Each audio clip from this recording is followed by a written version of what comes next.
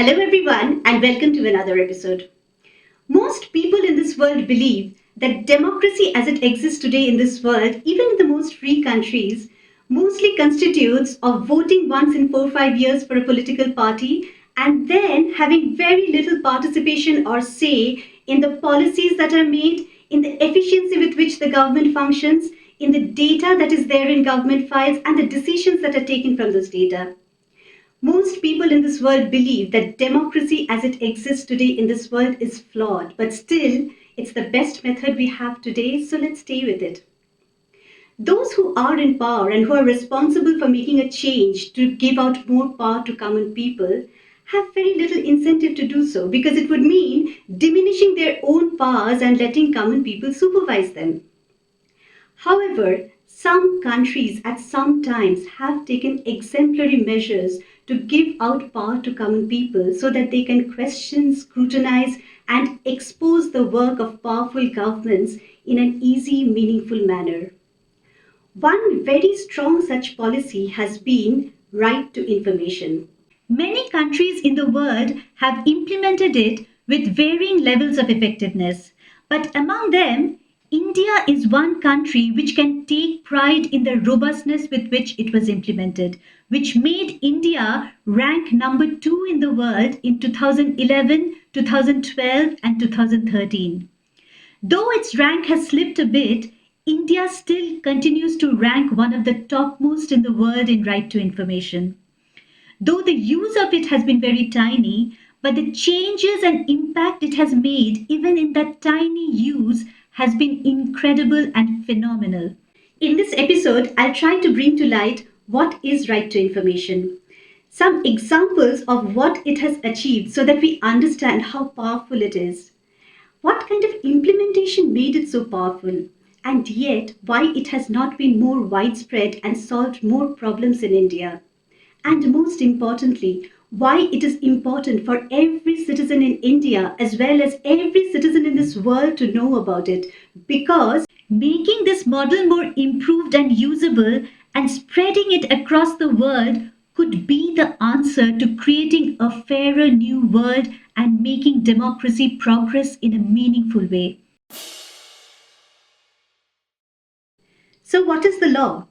The RTI Act states that any citizen in India is free to seek any information from any government files, and the authority must answer within 30 days or face penalties and disciplinary actions, as long as the information is not related to defense, national security, or personal details.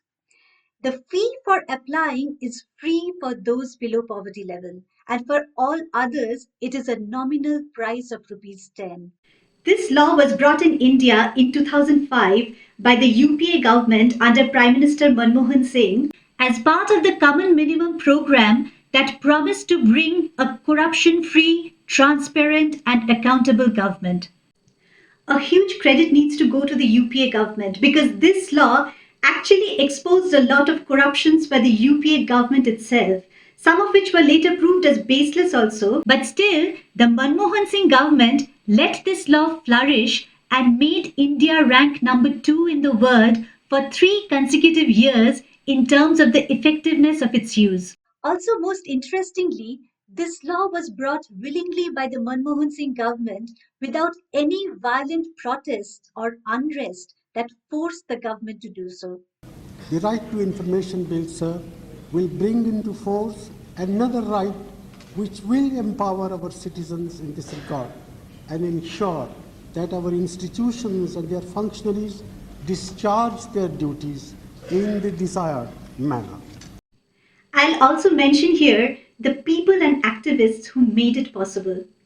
Three activists, Aruna Roy, Nikhil Dey, and Shankar Singh, had started the farmers' movement organization Mazdoor Kisan Shakti Sangathan with the aim to bring transparency in Indian villages accounting. This later captured the attention and support of a large cross section of the country in creating a dream for transparency in every government file from the state level to center. In 1999, Mr. Ram Jetmalani, The then Union Minister for Urban Development issued an administrative order enabling citizens to inspect and receive photocopies of files in his ministry. However, very disappointingly, the cabinet secretary at that time did not permit this order to come into effect. However, in 2005, 1 year after the UPA government was formed, this law was passed, and the act is considered as one of the biggest milestone steps taken by India in its journey in democracy. Many people in this world believe that those who use something like right to information to ask questions from the government are mostly corporates or journalists or opposition parties to get some dirt for political reasons, etc. However, here I'll show some examples of how completely ordinary citizens living below poverty levels as individuals, as kids, have used RTI and made immense changes to the system, exposed corruption of the most powerful people, and changed the fortunes of entire villages very easily. In 2011, in a small district called Nizamabad in Telangana, several kids of poor bidi workers, that is, those who make cheap local cigarettes, were not getting scholarships in a government primary school. While those poor parents were suffering for a long time over this, one 9-year-old boy, Manoj, filed an RTI request to the Labour Welfare Department and asked why the money had not reached the students. Very quickly, all 10 children of those bidi workers got their scholarship. Just the application of a 9-year-old boy was enough for the government to take immediate actions. In 2010, one of the many powerful corruptions that were exposed through a simple RTI was Adarsh scam that brought down the most powerful people. In 2008, two social activists, Yogacharya Anandji and Simprit Singh, filed an RTI application about a housing society in Kolaba, Mumbai. The housing complex was called Adarsh, which was found to be a 31-story building. It was found that the house was actually meant to be a 6-story house for Kargil war widows of 1999. But 31 stories were made with apartments which were sold at much lower prices to politicians, bureaucrats, military officials, and their relatives under proxy names. This eventually led to the resignation of the then Chief Minister of Maharashtra, Ashok Chavan. Two ordinary people, a 10 rupees RTI led to the resignation of the Chief Minister of a state. In 2007, Chandigarh became the first smoke free city in India because of an RTI application by one activist, Hemant Goswami. In his RTI, he asked the government in Punjab and Haryana whether the smoking here is an offence warning was displayed in offices and premises under government control, in accordance with the 2003 law against smoking, and asked over 300 questions around the details of it. The result was that in 2007, 1,800 warning boards appeared in all government departments, police stations, hospitals, and schools, which created a major awareness. And soon after, Chandigarh became the first smoke free city in India where smoking got banned in all public places. In 2008, in a small village called Kharula in Maharashtra's Yavatmal district, a poor woman called Banabai Kumre, who could barely afford to feed their family of six as farmers, was met with further distress when a check dam flooded their land and destroyed the seedlings they had planted. The dam was not very old. Banabai went and filed an RTI application with the Agricultural Department's office at Yavatmal. Most people advised her that nothing would come of her complaint of corruption. But within 15 days, an inspection team of the department visited the site. It confirmed Banabai's allegations that inferior quality material was used to construct the dam. However, the Agricultural Department supervisor, Vibi Mitkari, sent people to her house and threatened her that everyone upwards in the chain have been bribed.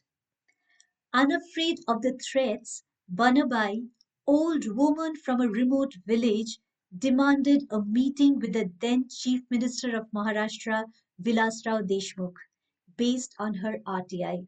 She traveled to Mumbai where the Chief Minister met her and had a 15-minute conversation with her, where she demanded suspension of Mitkari, and Mitkari was suspended soon after. There are numerous other such exceptional examples of what RTI achieved through ordinary people, which ranges from a poor man in Orissa forcing authorities to dig 7 ponds for poor families in a village, to appointing school teachers by poor villagers in UP, to procuring school uniforms for poor children, to getting better roads made near Bangalore, to bringing down powerful governments by ordinary citizens' questions using RTI. Let us take a look at a few reasons on why RTI has been effective. It will help us understand what kind of implementation of law makes it successful and effective.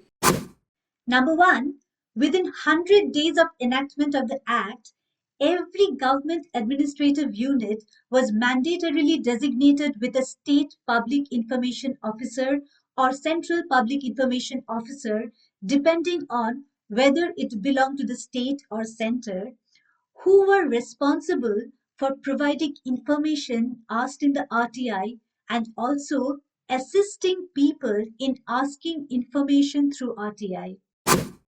Number two, two important bodies were created to impose this law effectively, called the Central Information Commission CIC and State Information Commission SIC.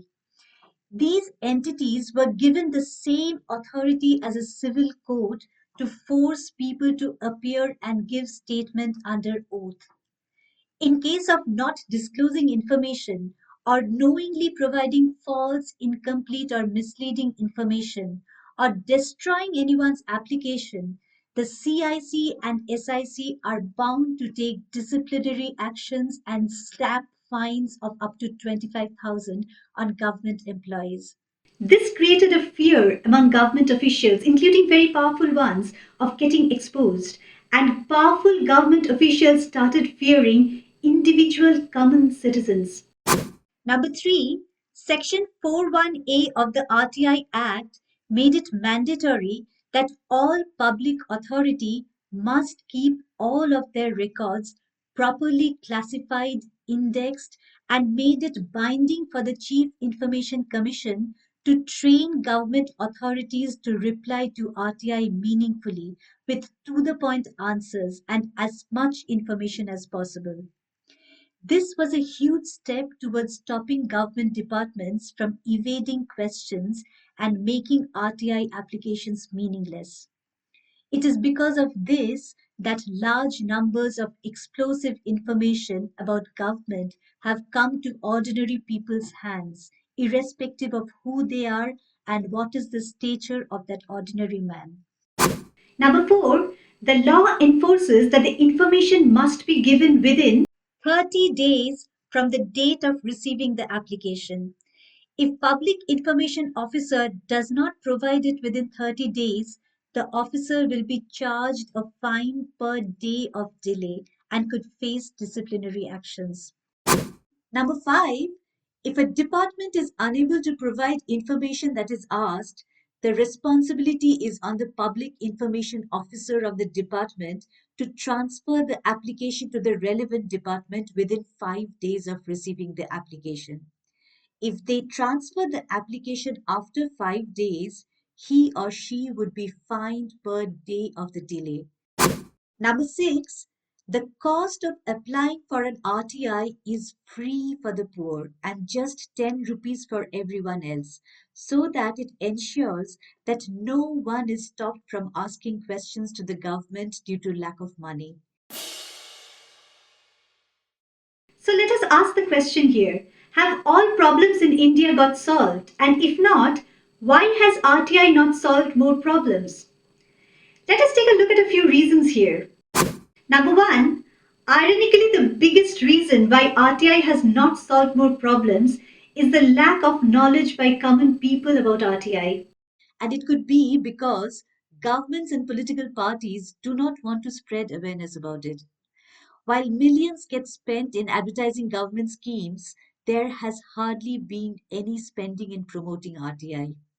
Less than 3% of Indian citizens have ever used it. The solution is to teach about RTI in school curriculums and getting kids to experience using it firsthand. Adults should also be made aware through interesting information drives in small communities through voluntary organizations and social workers. Number two, the second most important reason is that there have been huge threats to life and bodily injuries faced by RTI seekers. According to fact checkers, so far there has been over 100 deaths, 182 have been assaulted, 188 harassed or threatened, and 7 have died by suicide. Many people feel scared to file RTI applications against powerful people. But at the same time, many explosive information have also got exposed against powerful people through RTI.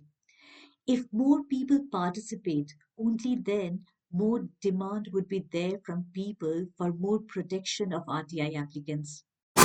Number three, RTI doesn't cover political parties and private individuals. The deals done by political parties, their fundings are some of the most corrupt areas in India, which feed the entire Indian system in a very poisonous manner, and that entire information is not available to public. Also, there is a tendency to hide information by calling it non-governmental. A stark example is the PM Cares funds that was collected in the name of the Prime Minister and hugely donated by everyone in India. But when information was asked about it through RTI later, it was called as non-public authority fund, which came as a huge shocker to most people.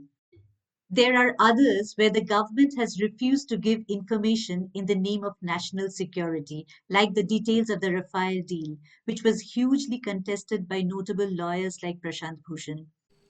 Later, more amendments and attempts were made to further dilute the RTI law so that it slowly gets strangulated to a death and becomes meaningless. Some examples are Number one, in 2019, Section 13 of the RTI law was amended to give the central government the power to fix the salaries, tenures, and employment conditions of the information commissioners at both the central level and the state levels.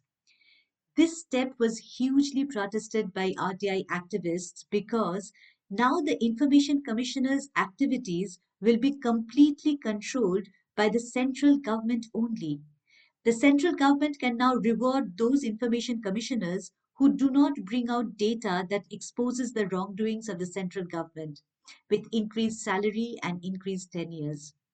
Whoever is in power at the center will control it. Number two, over the years, the government has slowly tried to render this act dysfunctional by keeping large number of posts of information commissioners and public information officers vacant. If the posts are vacant, there are no people to answer to RTIs within the time limit and no one to impose fines on them. Slowly, huge backlogs have started growing.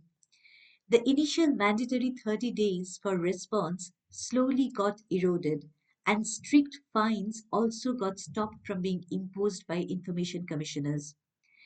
If this continues, people will slowly lose hope of getting response from RTI and the act will slowly die away. In 2017, a draft amendment was brought to provide closure of cases if death occurred to the applicant. This would have clearly led to more attacks on the lives of information exposers. After huge fights by activists, this amendment was finally stopped. These slow strangulation of RTI through amendments are not well known to everyone since awareness on RTI itself is very low. It is important that more of us know about it because a certain progress has been done by India without our knowledge because of RTI. Many experts have written that the RTI Act in India was so well drafted and implemented that it served as a model for many countries to implement similar laws on freedom of information. India's RTI law had actually contributed to global transparency movement because of the success it brought in promoting transparency, accountability and citizen empowerment. However, the RTI law will continue to face terrible challenges and difficulties as long as it exists because every government would try to find ways to stop it. It is important for the world to take notice of this law and find ways of implementing it in more countries and improving it gradually for a better, fairer, progressive world. I'll conclude with a quote by Sid Meier's, who is a gaming mogul. It says, "Beware of he who would deny you access to information, for in his heart he dreams of himself as your master." Do let me know what you thought of this episode with your comments below. They are immensely important for me to carry on this channel. And if you like the content, please do press the like button and please do share. See you in the next episode.